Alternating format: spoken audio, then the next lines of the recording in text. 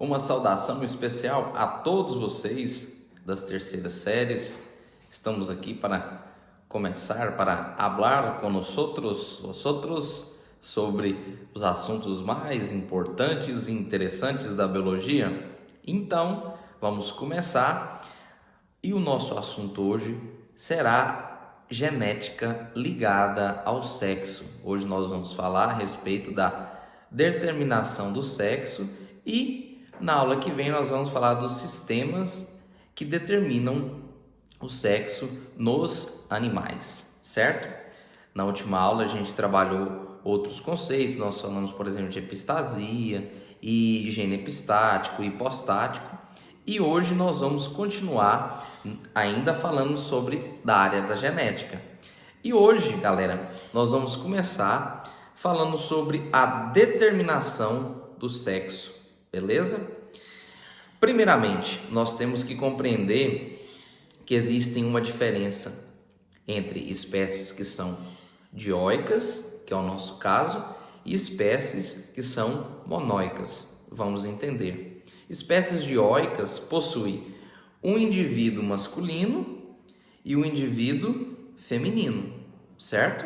Espécies monóicas é o seguinte: o mesmo indivíduo possui a parte masculina e a parte feminina, como por exemplo aí o caramujo, espécies que são considerados hermafroditas, compreendidos? Agora, vamos falar de espécies dioicas, que possuem indivíduos do sexo masculino e indivíduos do sexo feminino. Uma informação interessante, galera, para a gente iniciar esses estudos, eu vou dar o exemplo de 3 animais: crocodilos, tartarugas e o lagarto. Olha que interessante, galera. Nesses animais, as condições ambientais é que vão definir o sexo do animal. Olha para vocês verem que interessante. Tanto o jacaré, tartaruga e o lagarto, eles possuem o período de incubação de seus ovos, certo? Como se fosse a galinha, né? A galinha, ela choca seus ovos. E esses ovos precisam estar em uma temperatura. No caso da tartaruga, ela tem a ovoposição, a colocação de vários ovos para tentar garantir que a espécie sobreviva, né? É uma estratégia que o animal, a espécie, adota. Mas vamos por partes. Primeiramente, o crocodilo. O crocodilo, galera, se os ovos estiverem em temperatura abaixo dos 30 graus, provavelmente esse indivíduo que nascerá será fêmea. E se a temperatura for acima dos 31 graus Celsius, o indivíduo será macho.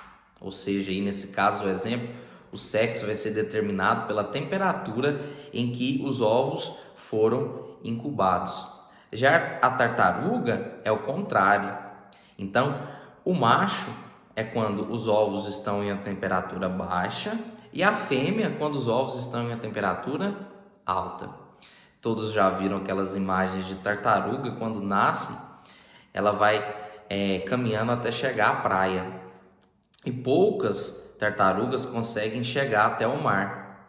Então, é uma estratégia do animal para que, colocando muitos ovos, as chances, certo, de sobrevivência, ela aumenta, beleza? No nosso caso, galera, nós temos aí a nossa determinação sexual através dos cromossomos. E na nossa espécie, nós temos 2 tipos de cromossomos. Os cromossomos autossomos, que são próprios, que são comuns aos 2 sexos, e os cromossomos sexuais. E aí a gente vai ter uma diferença que vocês já sabem, nós já falamos isso em sala de aula.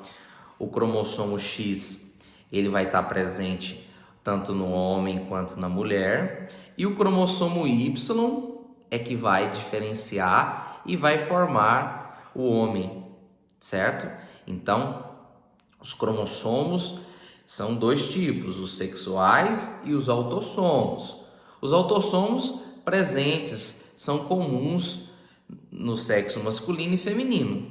Os sexuais, eles têm essa diferença. Então, homem será XY e mulher será XX. Beleza? Para não ficar muito extenso, né, e vocês não enjoarem dessa carinha aqui, a aula está encerrada e na próxima aula nós vamos falar dos sistemas que vão determinar o sexo.